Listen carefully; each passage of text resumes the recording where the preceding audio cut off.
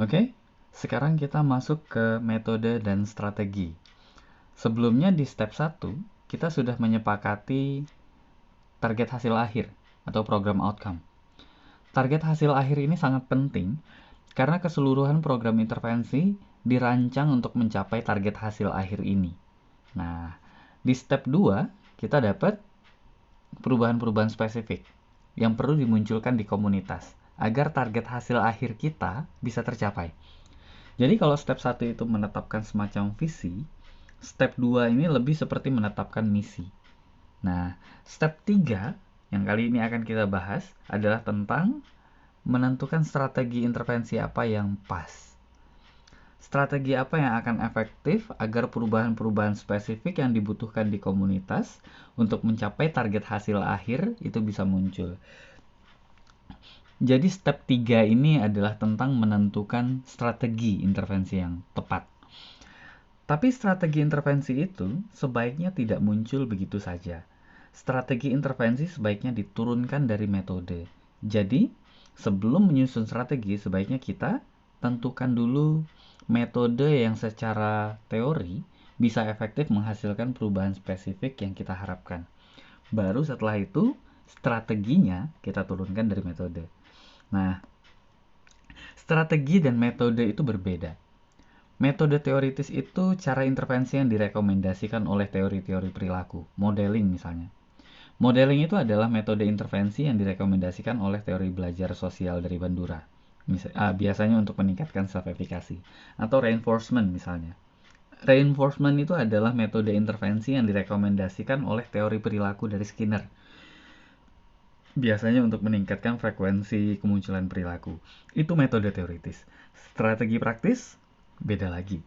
Kalau metode teoritis itu misalnya modeling, strategi praktis itu misalnya memperlihatkan video orang yang langsung minta diantar ke rumah sakit saat merasakan gejala stroke dan video orang yang tidak langsung minta diantar ke rumah sakit saat merasakan gejala stroke. Di video itu diperlihatkan bahwa orang pertama selamat dan orang kedua gagal diselamatkan karena tidak langsung minta diantar ke rumah sakit saat merasakan gejala stroke. Panjang ya. Tapi sebenarnya strategi praktis itu sederhana. Strategi adalah tentang bagaimana penerapan metode teoritis untuk mewujudkan perubahan-perubahan spesifik yang telah kita tetapkan di akhir step 2. Jadi, strategi memperlihatkan video apa yang terjadi bila langsung ke rumah sakit dan apa yang terjadi bila menunggu, itu sebenarnya adalah penerapan modeling agar mereka yang menyadari dirinya terkena gejala stroke bisa mau untuk segera minta antar ke rumah sakit detik itu juga. Nah, setelah strateginya dapat, langkah ketiganya adalah baca lagi seluruh strategi yang telah kita rancang. Untuk apa? Untuk memastikan apakah setiap strategi yang telah kita susun kira-kira benar-benar dapat memunculkan perubahan-perubahan yang kita targetkan. Itu step 3. Nah, step 1 menyepakati target hasil akhir. Step 2 menentukan perubahan-perubahan spesifik yang dibutuhkan agar target hasil akhir tercapai. Step 3 menentukan strategi dan memastikan strategi itu efektif. Baru step 4-nya nanti yang akan kita bahas setelah ini itu menyusun program. Jadi, jangan ada masalah kita langsung susun program. Sepakati dulu visinya dengan step 1.